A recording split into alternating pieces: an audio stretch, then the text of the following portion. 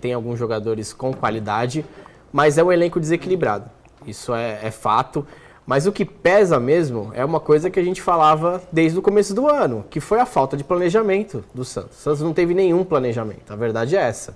Precisou a chegada de um CEO que de uma hora para outra conseguiu um técnico, que com pouco tempo de trabalho escolheu alguns jogadores. Claro, vai acertar e errar em algumas peças, isso é comum. Acho que a questão financeira que o Santos coloca em alguns jogadores, isso é mais do clube, o clube que tem que ter esse controle. O treinador vai pedir o jogador, vai pedir um jogador ou pelo menos um jogador com aquelas características, e o clube tem que saber o quanto pode gastar ou não. Mas o elenco é desequilibrado, muitas coisas não fazem sentido.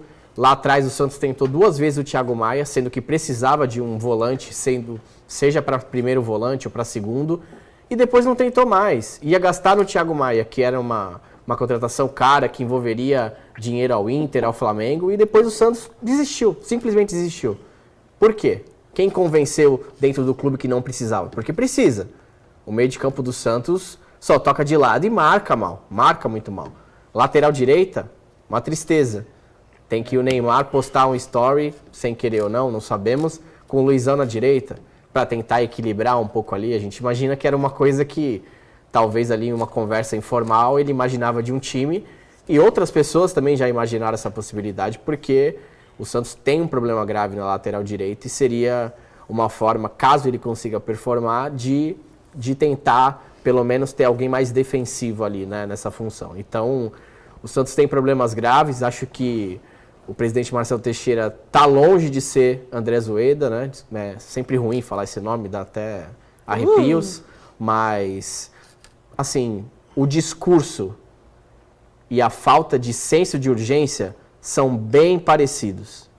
Isso tem que ficar claro para o torcedor. São bem parecidos.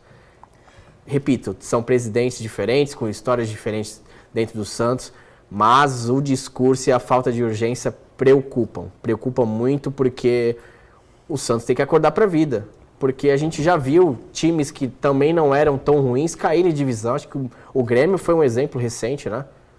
Era um time que falava que tinha salário em dia, Cruzeiro, que tinha um elenco, o próprio Cruzeiro também, que começou o ano, né, falando que ia ser campeão de tudo. Então, acontece, porque você acordar ali no meio da competição não adianta. Então, o Santos precisa de reforços, precisa de um treinador que consiga fazer com que esse elenco jogue mais. Acho que essa escolha de treinador tem que ser vista de acordo com o elenco do Santos e não o que a rede social fala. Se a diretoria tiver a convicção de um nome, traga. Tem que parar de ficar se baseando no que falam em rede social. O torcedor é óbvio que tem que ser relevante para o clube em outras coisas. Quando o torcedor reclama que o sócio, por exemplo, mudou e ficou caro, ninguém mudou, né? Não modificaram, continuou ruim. Agora, quando é de um treinador, de um jogador, voltam atrás com uma falta de convicção, que é uma vergonha, porque não tem como um clube de futebol ser gerido assim. Vai ter sempre hater, vai ter sempre gente reclamando, então o Santos tem que ver o que é melhor. Eu acredito que precisa de um treinador que tenha uma bagagem, isso é necessário, um treinador que tenha bagagem, um treinador que consiga mudar taticamente o time, não pode jogar só de um jeito. Acho que seria muito ruim para o Santos continuar tendo treinadores que todo santo jogo jogam do mesmo jeito. Então, treinadores que tenham coragem de mexer no time.